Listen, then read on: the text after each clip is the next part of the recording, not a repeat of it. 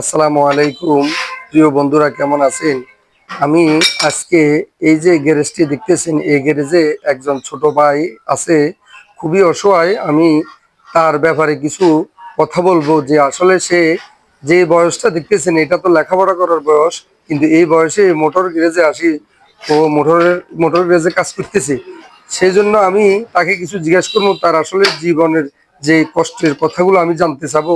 অবশ্যই আপনারাও শুনবেন, আমার পাশে থাকবেন ইনশাল্লাহ। আসসালামু আলাইকুম বড় ভাই। ওয়ালাইকুম সালাম। কি অবস্থা, কেমন আছো? আলহামদুলিল্লাহ ভালো, আপনি কেমন আছেন? আলহামদুলিল্লাহ ভালো আছি। ছোট ভাই, আমি জি। আসলে তোমার সাথে কিছু কথা বলতে চাইতেছি যে আসলে তোমার যে বয়সটা পড়ালেখা জি। করার বয়স, তুমি এই বয়সে এখানে মোটর গ্যারেজে আসি মোটরসাইকেলে কাজ করতেছ। আসলে আহ, ব্যাপারটা কি, আমাকে কি একটু খুলে বলবা? হ্যালো বড় ভাই, আমার তো খুবই কষ্টের জীবন এবং কি হুম। আমার বাবা হলো দরিদ্র মানুষ। আচ্ছা। আমাদের সংসারটা একজনের উপর নির্ভর করে। আমরা ভাই বোন তিনজন এবং কি আমার বাবা একজন কৃষক। আচ্ছা, তোমাদের, আমরা হ্যাঁ, তোমাদের সংসারটা মানে তোমার বাবার উপরে নির্ভর। তোমরা জি, কয় ভাই বোন? আমরা ভাই বোন তিনজন। আচ্ছা, তো এখন তুমি আসলে এখানে কাজ শিকার কি মানে কাজ শিকার জন্য আসছো, জি। না তোমার টাকা পয়সার অভাবে তুমি এখানে মোটর গ্যারেজে আসি কাজ কাজ করতেছো, কোনটা? আমার এখন তো পড়ালেখার বয়স, আমি এখন পড়ালেখা না করে হ্যাঁ। আমার বাবার হাল ধরি আমি। আচ্ছা। আমি এখন মোটরসাইকেলের কাজ শিখি। ভবিষ্যতে হ্যাঁ। যদি মেকানিক হইতে পারি আচ্ছা। তাহলে আমার বাবার একটা শোনা হবে, আমারও শোনা হবে যে মানে তোমার ওর বাপের একটু ছেলে। হেল্প হবে। জি। আচ্ছা। এবং কি আমার এর পাশাপাশি আমাদের বাবারে একটু সাহায্য করি। আমার বাবার একটা ট্রাক্টর আছে, হ্যাঁ। হাল চাষ করে।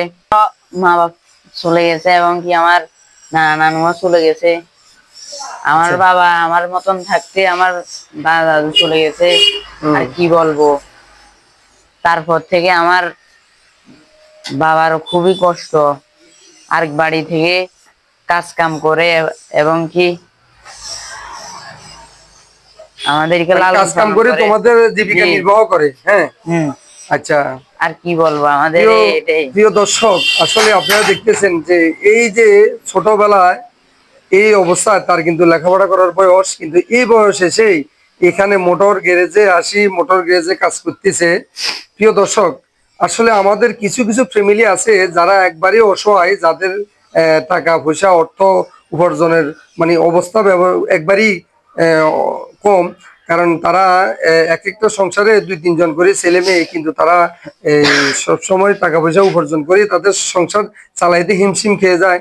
এই জন্য যে তাদের যে বয়সটা লেখাপড়া করার বয়স, সেই বয়সে তারা আসি কর্মস্থলে কর্মজীবী হয়ে যায় বা কর্ম করার চেষ্টা করে, যে মা বাপ যেন সুখে রাখতে পারে বা মা বাপকে দুইটা দুইটা পয়সা কামাই করে যেন মা বাপের হাতে তুলে দিতে পারে।